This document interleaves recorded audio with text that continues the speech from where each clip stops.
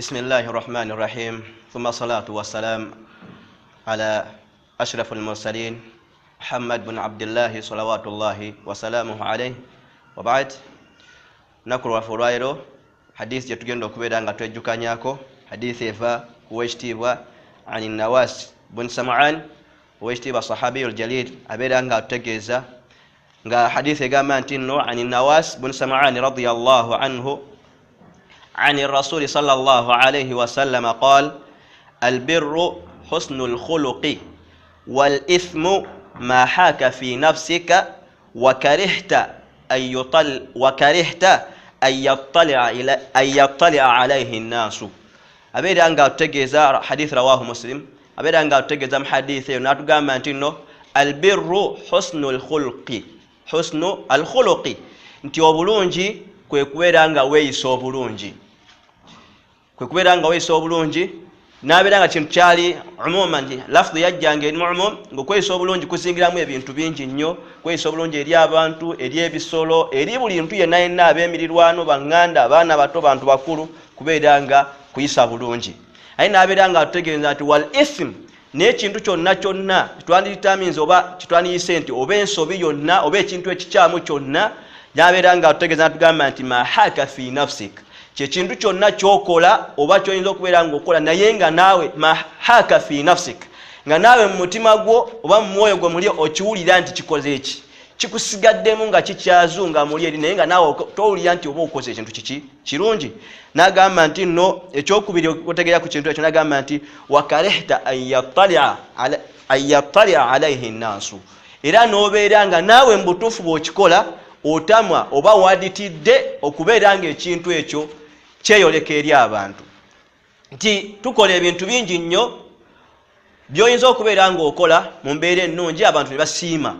Era mu mbeera eno mu butonde bw'omwana Adamu yenna bw'abanga akoze ekintu ekirungi ayagala nnyo abantu bakikole ki bakitegeere era bakimanye era bamuwaane. Wakadhalika era ng'obutonde bw'omuntu ye nga ye muli bw'akola ensonga yonna nga nkyamu era abeera ng'awulira muli emusigalamu era n'abeera nga atamwa nnyo oba teyandiyagadde nnyo ensonga eyo ebeere ng'ekola ki ng'ezuuka oba etegeerekeka mbaki mu bantu. Era wafi riwaya ne mu riwaya endala ku nsonga eyo efaananako bwetyo hadisi an Wasibatu bun Ma'badi hadisi ategeeza ow'ekitiibwa sahabi al-jalil oyo n'agamba nti nno radiyallahu anhu qaala ataitu rasulullahi sallallahu alayhi wasallama nti najja eri omubaka Muhammadi sallallahu alayhi wasallama faqaal mu kiseera we namutuukirako nga sinaana kubeera mu wanju lya nsonga yakola ki endeese n'agamba nti faqaal ji'ita tas'alu anil bir amubeera nga amubuuza n'amugamba nti ozze obeere nga weebuuza ku bulungi faqaala n'abeera nga addamu sahaba oyo nti naam n'agamba nti ye ow'ekitiibwa sallallahu alayhi wasallam nzize ku nsonga efaanaganako bwekityo n'abeera nga amugamba nti qaala n'agamba ow'ekitiibwa sallallahu alayhi wasallama istafti qalbak beera nga obuuza soka weebuuze ku ki ku mutima gwo. Thumma oluvannyuma n'abeera nga amunnyonya n'agamba nti albirru ma itma'annat ilayhi an-nafsu wa tma'anna ilayhi alqalbu. N'abeera nga amutegeeza n'amugamba nti albirru ekintu ekiyitibwa obulungi ekirungi kyonna oba omulimu omulungi yamugamba nti nno nga tonaakubeera ng'okola ki ng'ogutegeera nti mulungi oba ng'obuuza abantu bonna agamba sooka obuuze istafti qalbak buuza omutima gwo. Oluvannyuma n'amunyo n'agamba nti albirru ma itma'annat ilayhi nafsu kyekyo omutima gwe kitebenkereddeko n'okikola ng'olina omutima gumu. N'abeera nga atugamba nti watma'anna ilayhi alqalbu ate n'omutima ne gubeera nga gukola ki gukisiima ne gutebenkera nakyo.